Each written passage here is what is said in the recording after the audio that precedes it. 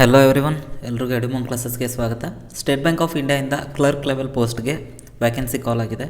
Application ಹಾಕೋ important days ಯಾವುದು ಅಂತಂದರೆ 6ನೇ ತಾರೀಕಿಂದ ಶುರುವಾಗಿದೆ.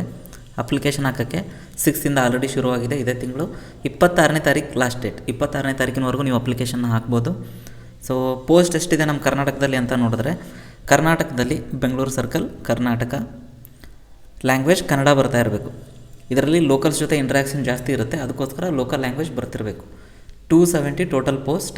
ಆಮೇಲೆ category wise SC 43, ST 18, OBC 72, EWS 27, general 110, total 270 post. Kannada ಬರ್ತಿರೋರು ಬರೀ ಕರ್ನಾಟಕ ಅಂತಂತಂದರೆ, ನಿಮಗೆ ಹಿಂದಿ ಓದೋಕ್ಕೆ ಬರೆಯೋಕ್ಕೆ ಬಂದರೆ ನೀವು ಬೇರೆ ಕಡೆ ಭೋಪಾಲಲ್ಲಿ ಹಿಂದಿ ಇದೆ, ಸೊ ನೀವು ಅಲ್ಲೂ ಅಪ್ಲೈ ಮಾಡ್ಬೋದು.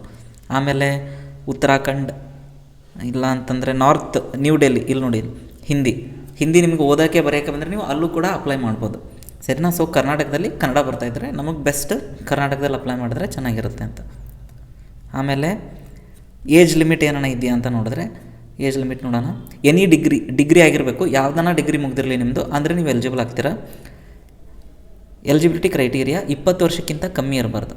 ಯಾವಾಗ 1/4/2025 ಅಷ್ಟೊತ್ತಿಗೆ ನಿಮಗೆ 20 ವರ್ಷಕ್ಕಿಂತ ಕಮ್ಮಿ ಇರಬಾರ್ದು. ಆಮೇಲೆ 28 ವರ್ಷಕ್ಕಿಂತ ಜಾಸ್ತಿ ಇರಬಾರ್ದು. ಏಪ್ರಿಲ್ 1ಕ್ಕೆ ನೀವು 20 ವರ್ಷಕ್ಕಿಂತ ಕಮ್ಮಿ ಇರಬಾರ್ದು, 28 ವರ್ಷಕ್ಕಿಂತ ಜಾಸ್ತಿ ಇರಬಾರ್ದು. ಜನರಲ್ ಕ್ಯಾಟಗರಿಗಿದು. OBC ಅವ್ರಿಗೆ 3 ವರ್ಷ ರಿಲ್ಯಾಕ್ಸೇಷನ್ ಇದೆ.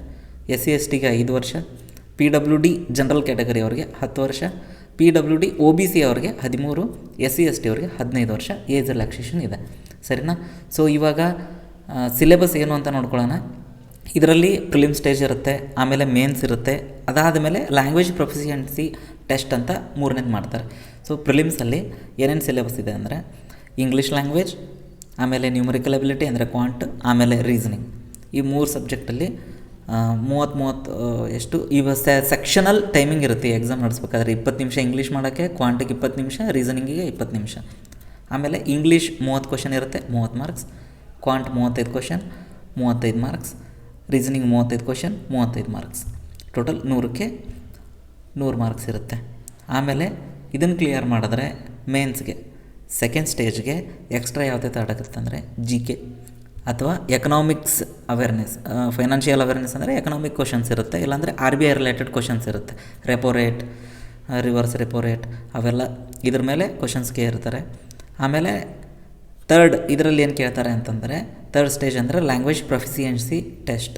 ಅದರಲ್ಲಿ ಏನು ಕೇಳ್ತಾರೆ ಅಂದರೆ, ಪ್ಯಾಸೇಜ್ ಇರುತ್ತೆ, ಆಬ್ಜೆಕ್ಟಿವ್, ಸಬ್ಜೆಕ್ಟಿವ್ 3 ಪ್ಯಾಸೇಜ್ ಇರುತ್ತೆ. ಸೊ ಕ್ವಶನ್ಸ್ 15 ಇರುತ್ತೆ, 15 ಮಾರ್ಕ್ಸ್ ಇರುತ್ತೆ. ಇದನ್ನು ಪಾಸ್ ಮಾಡಲೇಬೇಕು. ಸ್ಟೇಜ್ 1 ಮತ್ತು ಪ್ರಿಲಿಮ್ಸು ಮೇನ್ಸ್ ಪಾಸಾಗಿ ಇದರಲ್ಲಿ ಫೇಲ್ ಆದಂಗೆ. ಸೊ ಇದೇ ಇಂಪಾರ್ಟೆಂಟ್ ಲಾಸ್ಟಲ್ಲಿ ಲ್ಯಾಂಗ್ವೇಜ್. ಅದಕ್ಕೋಸ್ಕರನೇ ನಿಮಗೆ ಯಾವ ಲ್ಯಾಂಗ್ವೇಜ್ ಬರುತ್ತೆ. ಕರ್ನಾಟಕದಲ್ಲಿ ನಾವು ಕನ್ನಡ ಏನಕ್ಕೆ ಹಾಕಬೇಕು ಅಂದರೆ, ನಾವು ಕನ್ನಡ ಆರಾಮಾಗಿ ಪಾಸ್ ಆಗ್ತೀವಿ. ನಿಮಗೇನ ಹಿಂದಿ ಬರ್ತಾಯಿದ್ರೆ ಹಿಂದಿ ಕೂಡ ಅಪ್ಲೈ ಮಾಡ್ಬೋದು, ಬಟ್ ಅದರಲ್ಲಿ ಪಾಸ್ ಆಗಬೇಕು ಲಾಸ್ಟ್ ಸ್ಟೇಜಲ್ಲಿ.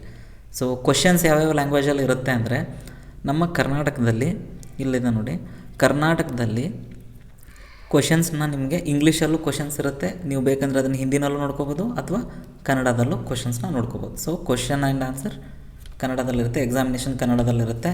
ಸೊ ಎಲ್ಲರೂ ಅಪ್ಲೈ ಮಾಡಿ. All the best. Thank you.